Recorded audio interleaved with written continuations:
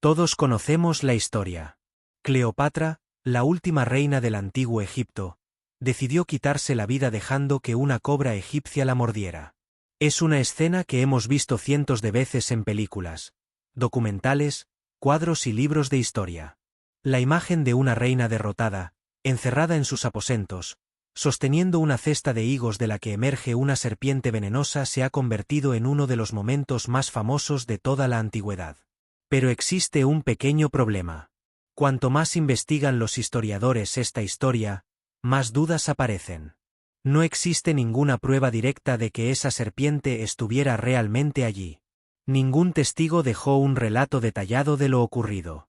Y las fuentes antiguas, lejos de coincidir entre ellas, ofrecen versiones diferentes sobre las últimas horas de la mujer más poderosa de Egipto. Entonces surge una pregunta inquietante. ¿Y si llevamos más de 2000 años creyendo una historia que nunca ocurrió? Porque cuanto más se profundiza en este misterio, más difícil resulta aceptar la versión que casi todo el mundo da por cierta. Lo que parece un simple suicidio podría esconder propaganda política, intereses del Imperio Romano e incluso una de las mayores operaciones de manipulación de la historia antigua. Para entender por qué la muerte de Cleopatra sigue siendo un misterio, primero hay que comprender quién era realmente esta mujer. Y aquí aparece otro mito que también merece ser desmontado.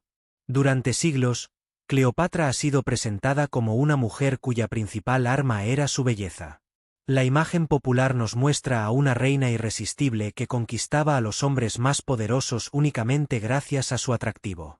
Sin embargo, las fuentes antiguas ofrecen una imagen muy distinta.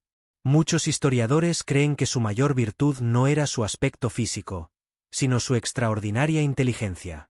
Cleopatra pertenecía a la dinastía ptolemaica, una familia de origen griego que gobernaba Egipto desde la muerte de Alejandro Magno. Aunque reinaba sobre un país profundamente egipcio, su familia hablaba griego y mantenía muchas costumbres helenísticas. Sin embargo, Cleopatra rompió con esa tradición. Fue la primera de su dinastía en aprender la lengua egipcia. Además de ello, dominaba varios idiomas más. Las fuentes antiguas hablan de 7, 8 e incluso 9 lenguas diferentes. Esto le permitía negociar directamente con embajadores extranjeros sin necesidad de intérpretes, algo extraordinariamente raro para cualquier gobernante de aquella época. También estudió matemáticas, medicina, astronomía, filosofía y política. Desde muy joven comprendió que el verdadero poder no dependía únicamente de los ejércitos, sino de la capacidad para anticiparse a los acontecimientos. Y necesitó toda esa inteligencia desde el primer momento. Cuando ascendió al trono, Egipto atravesaba una situación muy complicada. El reino seguía siendo increíblemente rico gracias al comercio y al río Nilo, pero las luchas internas debilitaban constantemente a la monarquía. Al mismo tiempo, Roma crecía a una velocidad imparable y empezaba a dominar prácticamente todo el Mediterráneo. Egipto era uno de los pocos territorios independientes que todavía conservaban una enorme riqueza. Y Roma lo sabía. Cleopatra entendió rápidamente que enfrentarse militarmente a los romanos sería un suicidio. Necesitaba otra estrategia. Fue entonces cuando apareció un hombre que cambiaría para siempre el destino de Egipto. Julio César. Cuando César llegó a Alejandría en el año 48 a.C., Cleopatra se encontraba inmersa en una guerra civil contra su propio hermano, Ptolomeo XIII. Ambos reclamaban el derecho al trono y el conflicto amenazaba con destruir el reino. Fue en ese contexto cuando ocurrió uno de los episodios más famosos de la antigüedad. Según la tradición, Cleopatra consiguió entrar en el palacio donde se alojaba César escondida dentro de un saco de tela o de una alfombra enrollada. Aunque algunos historiadores discuten los detalles, la historia refleja perfectamente la personalidad de la reina. Audaz, imprevisible y dispuesta a asumir enormes riesgos. La reunión cambió la historia. César quedó impresionado por su inteligencia y decidió apoyarla en el conflicto. Gracias a la ayuda romana, Cleopatra recuperó el trono y consolidó su posición como reina de Egipto. Poco después nació un niño llamado Cesarión, al que Cleopatra presentó como hijo de Julio César. Aunque la paternidad nunca pudo demostrarse de forma absoluta, la propia reina utilizó esa relación para reforzar su legitimidad política. Sin embargo, el destino volvió a cambiar de manera dramática. En el año 44 a.C., Julio César fue asesinado en Roma. El vacío de poder provocó una nueva lucha por el control de la República Romana. Entre todos los aspirantes destacaba otro personaje que acabaría marcando la vida de Cleopatra: Marco Antonio. Marco Antonio era uno de los generales más importantes de Roma. Valiente, carismático y con una enorme influencia sobre el ejército, parecía el candidato perfecto para suceder a César. Cuando conoció a Cleopatra, ambos comprendieron rápidamente que podían beneficiarse mutuamente. Roma necesitaba los recursos de Egipto. Egipto necesitaba la protección de Roma. Lo que comenzó como una alianza política terminó convirtiéndose en una relación sentimental que escandalizó a gran parte de la aristocracia romana. Pero detrás de los rumores existía una estrategia mucho más compleja. Durante años, Marco Antonio y Cleopatra gobernaron una enorme parte del Mediterráneo oriental. Tuvieron hijos, organizaron campañas militares y comenzaron a construir un proyecto político que preocupaba seriamente a otro hombre que observaba todo desde Roma. Su nombre era Octavio, el futuro emperador Augusto. Octavio comprendió muy pronto que derrotar militarmente a Marco Antonio no sería suficiente. También debía destruir su imagen pública. Y para lograrlo utilizó una herramienta extraordinariamente eficaz: la propaganda.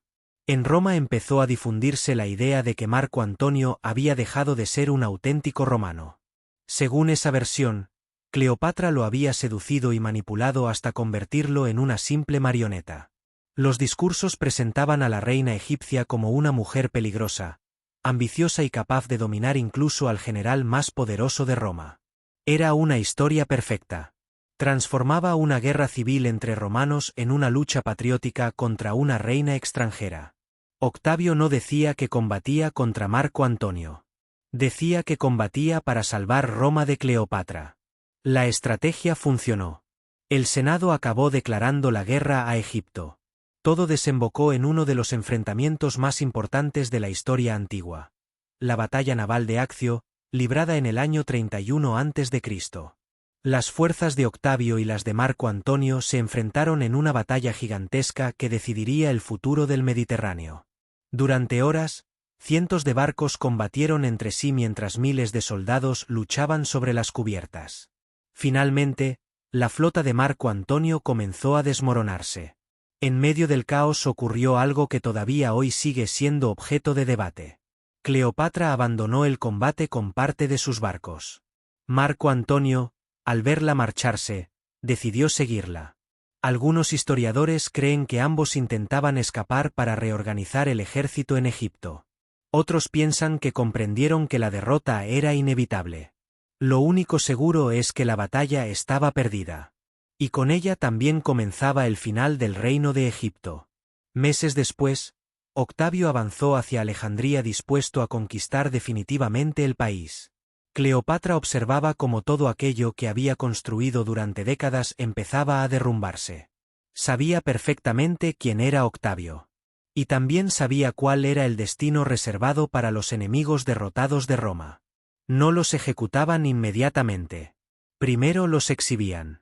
Los hacían desfilar encadenados por las calles de Roma delante de miles de personas para demostrar el poder del vencedor. Para una reina que había gobernado uno de los reinos más ricos del mundo, aquella humillación podía resultar peor que la propia muerte. Sin embargo, lo que estaba a punto de ocurrir en los siguientes días cambiaría la historia para siempre. Cuando Octavio llegó finalmente a las puertas de Alejandría, el destino de Egipto ya estaba prácticamente decidido. Las murallas que durante siglos habían protegido una de las ciudades más importantes del mundo ya no podían detener al ejército romano.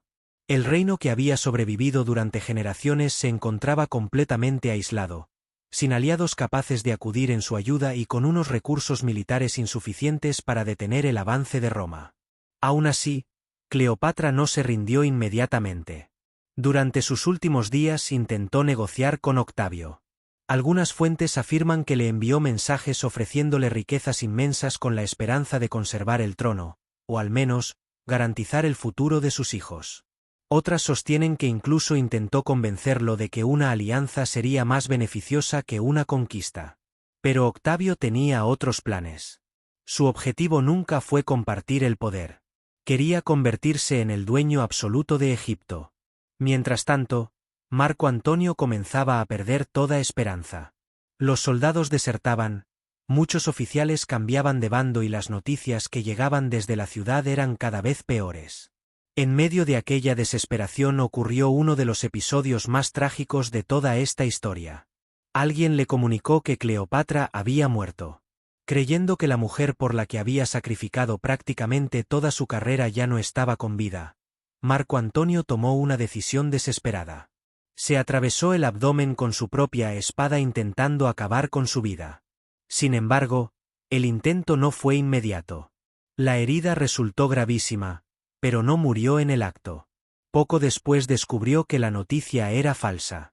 Cleopatra seguía viva.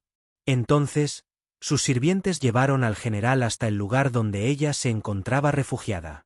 Según cuentan los cronistas antiguos, Antonio estaba demasiado débil para caminar y tuvo que ser elevado con cuerdas hasta una ventana del mausoleo donde la reina se había encerrado. La escena resulta casi cinematográfica. Cleopatra abrazando a un Marco Antonio moribundo mientras ambos contemplaban el final de todo aquello por lo que habían luchado durante años. Poco después, Antonio falleció en sus brazos. A partir de ese momento, Cleopatra quedó completamente sola frente al hombre más poderoso del mundo. Octavio entró en Alejandría como vencedor absoluto. Sin embargo, para sorpresa de muchos, no ejecutó inmediatamente a la reina. Al contrario, ordenó que permaneciera bajo vigilancia constante. ¿Por qué? Porque Cleopatra valía mucho más viva que muerta. En Roma existía una tradición que los grandes generales consideraban uno de los mayores honores posibles. Después de una gran victoria celebraban un desfile conocido como triunfo. Durante aquella ceremonia recorrían las calles de la ciudad mostrando todo el botín conseguido, los tesoros capturados, y sobre todo, a los enemigos derrotados. Ser exhibido en aquel desfile era una humillación enorme. Y Octavio quería que la última reina de Egipto fuera el mayor trofeo de toda la celebración. Cleopatra lo comprendió inmediatamente. Sabía que, si permanecía con vida, acabaría encadenada delante de cientos de miles de romanos mientras éstos celebraban la destrucción de su reino. Para una mujer orgullosa, educada para gobernar desde la infancia y considerada prácticamente una diosa por muchos de sus súbditos, aquella posibilidad era insoportable. Es entonces cuando llegamos al episodio más famoso de toda la historia. Según la versión tradicional, Cleopatra pidió que le llevaran una cesta llena de higos. Nada extraño. Los guardias romanos no sospecharon absolutamente nada. Pero escondida entre la fruta viajaba también una cobra egipcia, conocida como áspid. Una vez a solas, la reina habría provocado que la serpiente la mordiera. Poco después murió. Durante siglos esa versión fue aceptada casi sin discusión. Sin embargo, cuando los historiadores modernos comenzaron a revisar cuidadosamente las fuentes antiguas, descubrieron algo sorprendente. La historia no era tan sólida como parecía. Para empezar, ninguna persona dejó un relato directo de lo ocurrido dentro de aquella habitación. Nadie afirma haber presenciado el supuesto suicidio. Todos los autores que describen la escena escribieron mucho tiempo después. Uno de los más conocidos fue Plutarco. El problema es que Plutarco nació alrededor de 70 años después de la muerte de Cleopatra y escribió su relato aproximadamente un siglo después de aquellos acontecimientos. Es decir, nunca pudo entrevistar a ninguno de los protagonistas. Dependía completamente de documentos anteriores, rumores y testimonios indirectos. Y ni siquiera él estaba completamente seguro de la historia de la serpiente. En sus propios escritos reconoce que existían distintas versiones sobre la muerte de Cleopatra. Algunos afirmaban que había utilizado un áspid. Otros sostenían que había escondido un potente veneno dentro de un peine para el cabello. Incluso había quienes defendían otras posibilidades completamente distintas. Es decir, desde el principio ya existían dudas. Más tarde apareció otro historiador importante, Dion Casio. Pero su situación era todavía más complicada. Escribió más de 200 años después de la muerte de Cleopatra. Su relato también menciona la posibilidad de la serpiente, pero reconoce igualmente que nadie sabía con certeza qué había sucedido realmente. Esto plantea una pregunta muy importante. Si las propias fuentes antiguas admitían que existían varias versiones diferentes, ¿por qué hoy casi todo el mundo está convencido de que fue una serpiente? La respuesta tiene mucho que ver con la fuerza de los símbolos. La cobra era uno de los emblemas más importantes del poder faraónico. Durante siglos había aparecido representada sobre las coronas de los faraones como símbolo de autoridad, protección y legitimidad. Una reina egipcia muriendo gracias al animal que representaba su propio poder era una imagen perfecta. Demasiado perfecta, quizá. Pero los problemas no terminan ahí. También existe un enorme inconveniente biológico. Las cobras egipcias son animales grandes. Algunas pueden superar fácilmente el 1,5 metros de longitud. Otras alcanzan incluso los 2 metros. No resulta sencillo esconder un animal de ese tamaño dentro de una pequeña cesta de fruta sin que nadie lo note. Además, las serpientes no permanecen quietas durante horas esperando el momento oportuno. Necesitan determinadas condiciones de temperatura y reaccionan de forma imprevisible cuando se sienten encerradas. Y todavía hay otro detalle que hace dudar a muchos especialistas. Las mordeduras de cobra no siempre provocan una muerte rápida. Depende de numerosos factores: la cantidad de veneno inoculado, el lugar de la mordedura, el estado físico de la víctima e incluso el propio comportamiento del animal.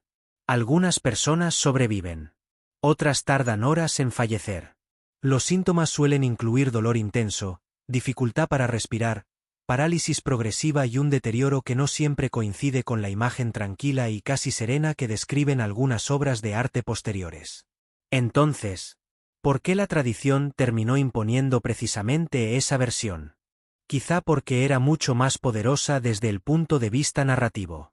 Una serpiente convertía la muerte de Cleopatra en una escena inolvidable. Un simple veneno resultaba mucho menos espectacular. Pero la investigación moderna ha empezado a plantear otra posibilidad que cada vez convence a más expertos. Y esa teoría, lejos de necesitar una serpiente, encaja mucho mejor con todo lo que sabemos sobre la reina de Egipto. Muchos historiadores actuales consideran que, si Cleopatra decidió quitarse la vida, lo más probable es que utilizara algún tipo de veneno cuidadosamente preparado. A primera vista puede parecer una teoría menos llamativa que la de la serpiente, pero cuando se analizan todas las pruebas disponibles, resulta mucho más convincente. Cleopatra no era una reina cualquiera. Había recibido una educación extraordinaria para su época y tenía amplios conocimientos de medicina, botánica y farmacología. En Alejandría se encontraba una de las bibliotecas más importantes del mundo antiguo, además de algunos de los mejores médicos y científicos de su tiempo. Diversas fuentes antiguas afirman que la propia Cleopatra se interesaba por el estudio de los venenos y de sus efectos sobre el cuerpo humano. Aunque algunos relatos exageran diciendo que llegó a experimentar con prisioneros condenados, no existe una prueba definitiva de ello. Lo que sí parece claro es que conocía perfectamente las sustancias que podían provocar una muerte rápida o relativamente indolora. Por eso muchos investigadores creen que un veneno preparado específicamente para ese momento resulta mucho más lógico que depender del comportamiento imprevisible de una serpiente.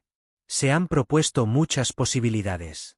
Algunos hablan de una mezcla de cicuta y opio.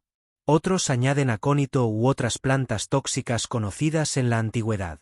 No sabemos cuál pudo ser la sustancia exacta, si es que realmente existió, pero un preparado de este tipo habría permitido a Cleopatra controlar mucho mejor el momento de su muerte. Además, resolvería varios problemas al mismo tiempo.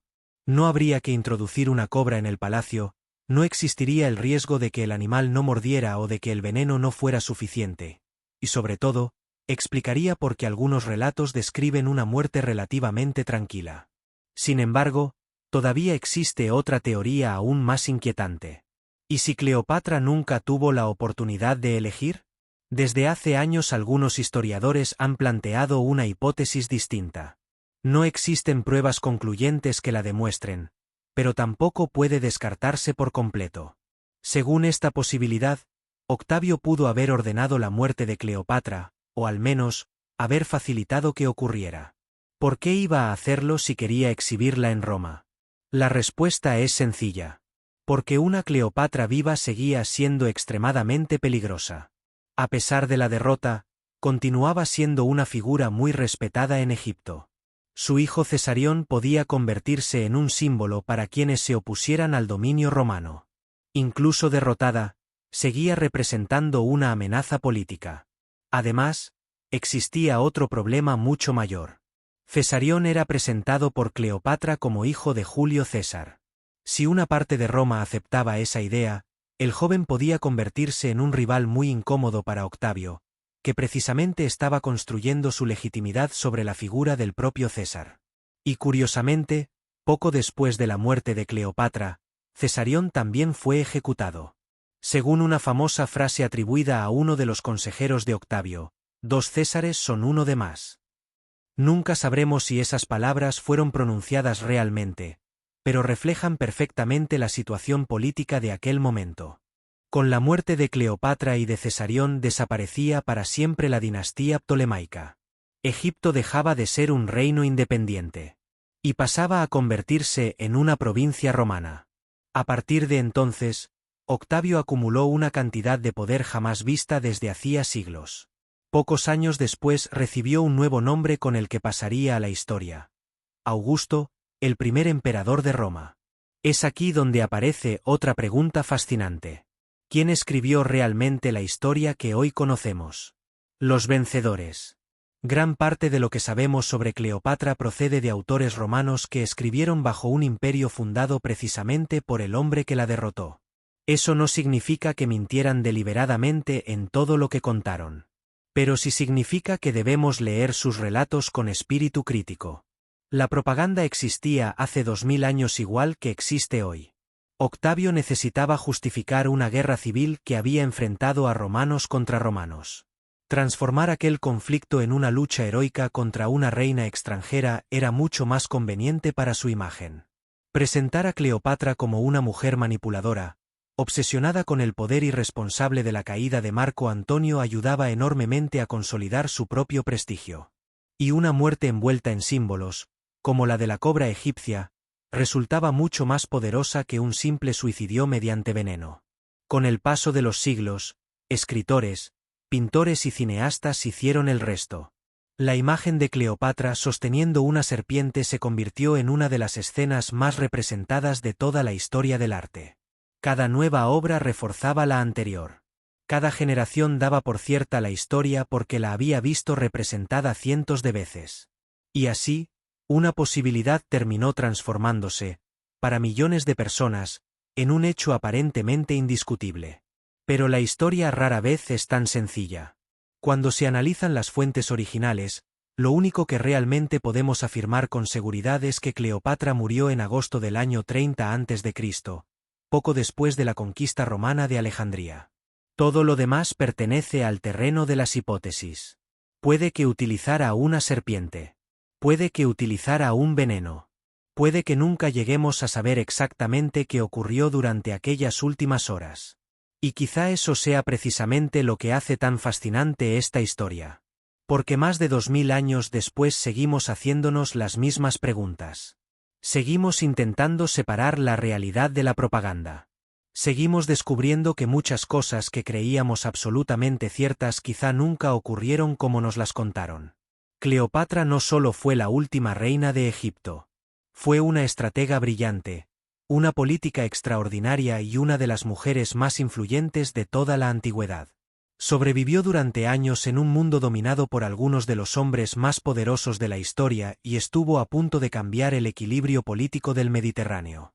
Aunque finalmente perdió la guerra, consiguió algo que muy pocos gobernantes logran. Derrotó al tiempo. Hoy casi todo el mundo conoce su nombre. Muchísima gente ha oído hablar de Julio César o de Marco Antonio gracias a ella. Y su muerte continúa siendo objeto de debate entre arqueólogos, historiadores y especialistas de todo el mundo. Quizá nunca sepamos qué ocurrió realmente detrás de aquellas puertas cerradas en Alejandría. Quizá la serpiente existió. Quizá jamás estuvo allí. Pero la próxima vez que alguien afirme con total seguridad que Cleopatra murió por la mordedura de una cobra, recuerda una cosa. La historia no siempre está escrita con certezas. A veces está escrita por quienes ganaron la guerra. Y, en ocasiones, la verdad acaba enterrada bajo 2000 años de relatos repetidos una y otra vez. Tal vez ese sea el mayor misterio de Cleopatra. No cómo murió, sino como una única historia consiguió sobrevivir durante más de 20 siglos sin que casi nadie se atreviera a cuestionarla. Y precisamente por eso, la verdadera muerte de Cleopatra sigue siendo, todavía hoy, uno de los grandes enigmas de la historia.